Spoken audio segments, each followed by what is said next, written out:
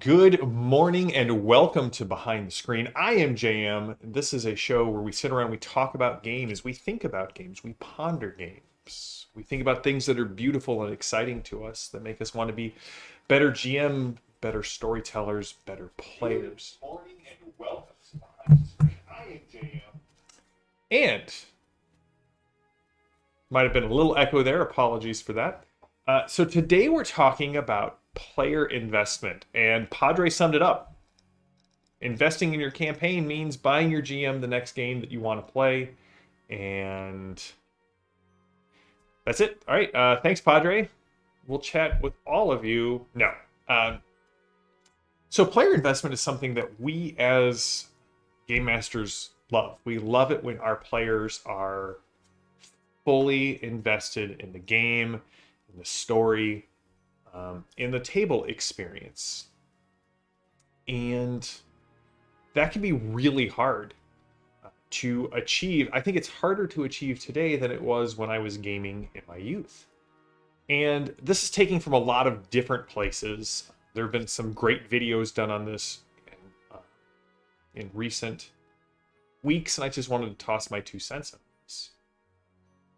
I think there's a lot of things because I've always talked about how gaming is one of the few things that still pulls us all to the table, to sit around the table, to hang out as friends, as people, and be in the same physical space. Now, that's not always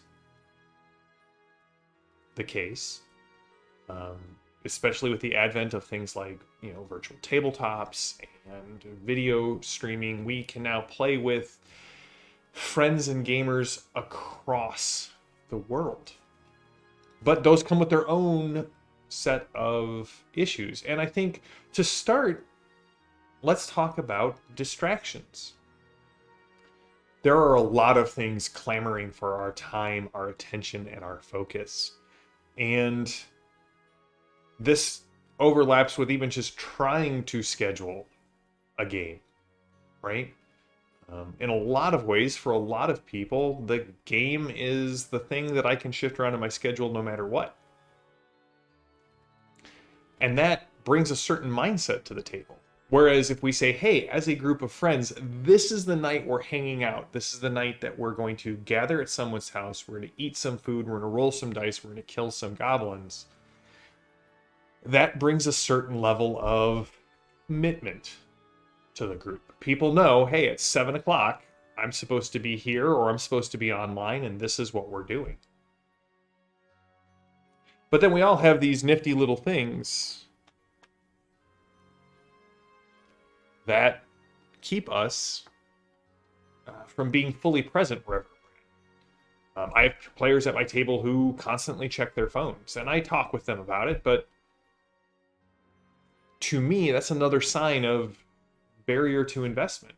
If you can't put away your phone for the length of a game, and I play for around 3 hours at a time, then you're not going to achieve the investment that I would love to see happen, or that you as the player have often said, this is something I want to see happen. Why can't I invest? So I would say the first step is commit to your game and try and remove as many distractions as you can. Now, this is even more difficult with VTT or electronic character sheets. I get it. But also, none of us, and that includes myself, are as clever as we think we are. Everybody can tell when you're browsing through tabs instead of paying attention to the game. But really, why is it so hard for us to get invested in our characters and ourselves and in our tables? I'm going to read a section from a book that I just finished that I loved. Pity, Power, and Tolkien's Ring by Tom Hillman. If you love Tolkien and want to see a very close reading and interpretation of Tolkien as it relates to this idea of compassion and mercy versus the mastery and dominance of the ring, highly recommend checking this book out. You can get it on Amazon. Tom did not ask me to do this. I'm planning on doing my own review of it on Amazon. But if you're interested, I'll put a link to this in the show notes. Tom Hillman did a great job with this book. But he's talking about the point after the hobbits have left the Shire, in a section called The Burden of Mastery. Ever since the thinking fox saw the hobbits asleep in the wood, they have been slowly and steadily moving into a larger world than their mundane perceptions have known so far. It is no accident that this fox encounters them just beyond the limits of Sam's geographical knowledge, or that the next day Sam looks on woods he has never seen before and asks if elves live there. Pippin's main concern are food and rest. He has no knowledge of and less interest in whether the woods are inhabited. Frodo is preoccupied with the journey from which he expects not to return. Sam, however, has been open to fairy from childhood. Coming of age did not change this. He may not have seen the fox, but once he has gone beyond what he knows, he expects elves. When we were kids, make-believe came easy. We dressed up as our favorite heroes. We reenacted scenes from our favorite books. We created new characters to put into those stories or created stories of our own. We never blinked once when He-Man and Shipwreck were battling it out on the deck of SDF-1. We accepted it. We accepted it fully. We accepted it fully as a reality in a way that we as adults have trouble doing. All of the accreted knowledge and self-awareness and personal pride, let's call it, kind of accretes on us as layers as we grow older. And this is an impediment to investment, in my opinion. Like Pippin, we may be concerned with what food or snacks or distractions there are. Or like Frodo, we may be thinking about what happens after the game. But those who truly get invested are like Sam. They've never fully closed that door. They found a way to pry that door back open in their hearts to where they expect elves. They expect and they crave enchantment. If you're wondering why enchantment is important, go back to episode 100 of Behind the Screen, where we talk about beauty in gaming and why enchantment is important. Or go read it from the master. Read On Fairy Stories by Tolkien. Enchantment has what's important. And I think this is why. This is why sometimes it can be so hard for us to invest, because we may not feel like we can do a silly voice, and you don't have to. We may not feel like thinking what our character would actually do because we're more optimum focused on what is the best series of events that can happen to lead to the outcome I want. We're scared of failure. We're allowing ourselves to be distracted. And for me, some of the best times in gaming have come from those moments when, completely independent of anything I'm trying to do as the game master, the character comes alive in a way that no one, not even the player, was expecting. They become so invested. Let me give you an example. I was running a 5th edition game many years ago at the first Total Party Con, the first TPK event that I ran. And we were, the group was in Chinar. They were under water at this casino that exists in this massive ship graveyard. Some enterprising ne'er-do-wells have, using magic, created pockets of air around these sunken ships, and they run all sorts of games. It's very exclusive. It's very hard to get into. And the group was there hunting for someone known as the Red Alchemist, who had, brutally murdered all of one of my players' village. He was the sole surviving member of the village. And the group had agreed beforehand, this is entirely a recon mission. We need to just establish what she's doing here. And they discovered she was into some really nefarious and dark alchemical experiments. The group decided we're not going to do anything about this. But they got an audience with the Red Alchemist. And over the course of about 10 minutes of roleplay, that alchemist just kept needling, not intentionally, but with sort of the casual, banal air of, yeah, sure, yeah, I may vaguely remember this village. They had something I wanted, and the easiest way to deal with them was to just wipe them out. Why do you ask? Like, didn't care. That the player saw red. The player was so invested in his character and the story at that moment that he drew his bow and fired at the Red Alchemist. Now, I should point out that I've been running Tanar for about a decade at this point, and several of the players in this game were brand new to 5th edition and to Tanar, but several of them had been playing in my games in Tanar for years. So they knew one constant of the world. There were no dragons. In a previous age, the dragons, tired of mortals' tomfoolery, took over the world and brutally enslaved it. Hence why draconic is a term in that world used for a type of, political regime, if you will. And it wasn't until the gods came to the mortals' aid that they were able to throw off the coils and kill all of the dragons. For an age and a half of the world, there have been no dragons in Tanar. There are still orders of dragon hunters who scour the world searching for dragons. But everyone basically knew two things. Dragons were awful and scary, and thank the gods they were gone. And the second thing was they were gone.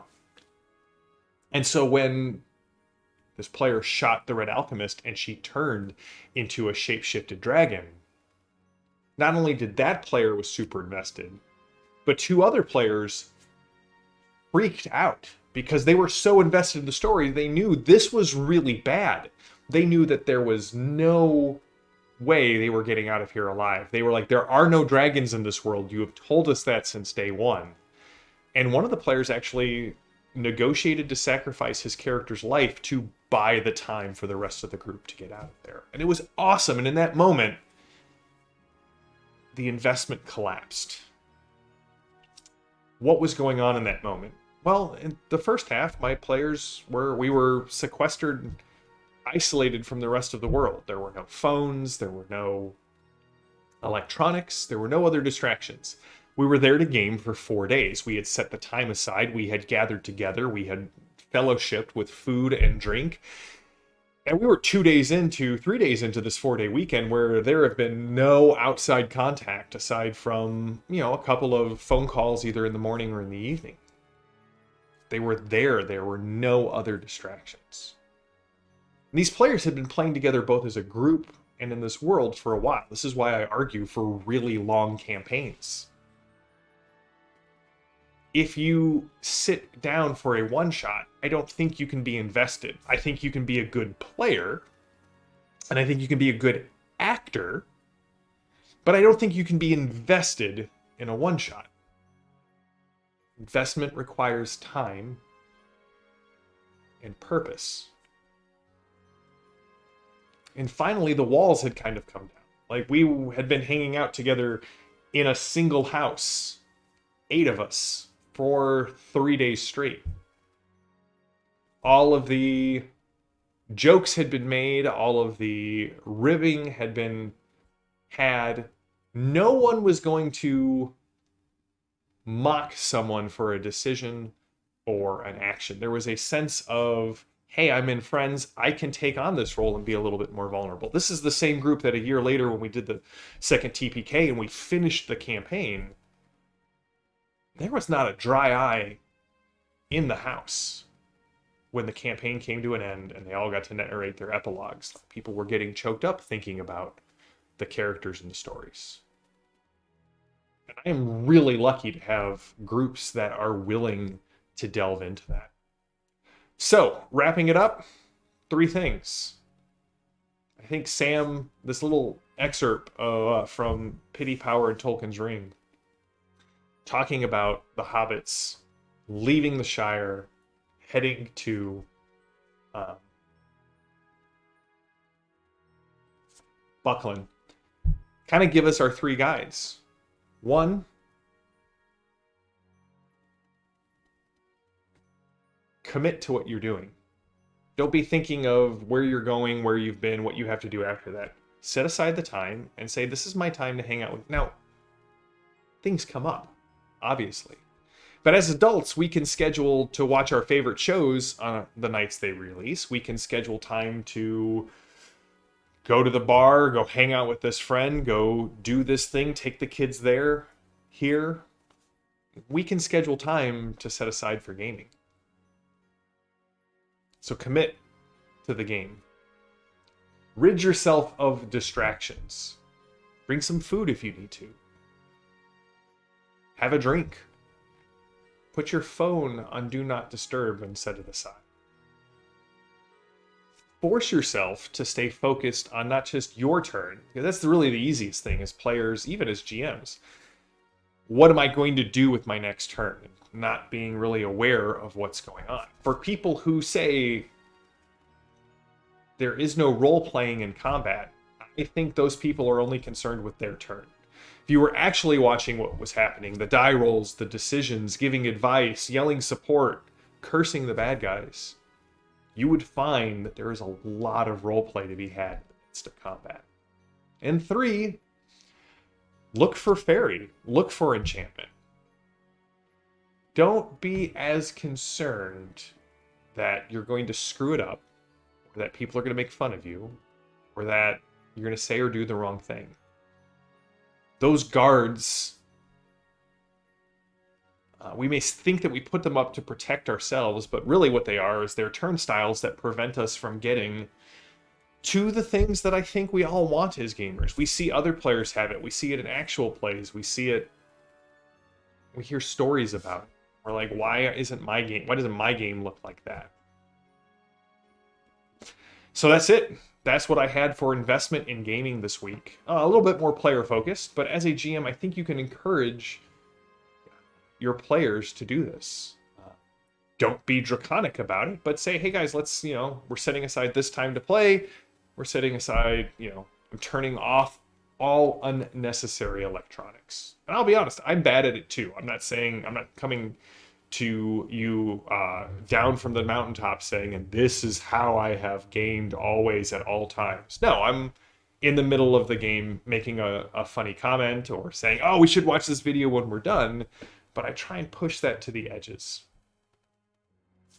Giving bennies for being invested is another great example. Reward players for being invested, for remembering that thing, for acting in character, for playing up their hindrances. If you're playing D&D, that's what inspiration is for. My God, I would give out inspiration all the time for that, and not for any of the reasons they told me to do, because I want to reward players positively for what they're doing. Gold stars, which, as many of my players know, I keep on hand. It's because they are a great investment tool.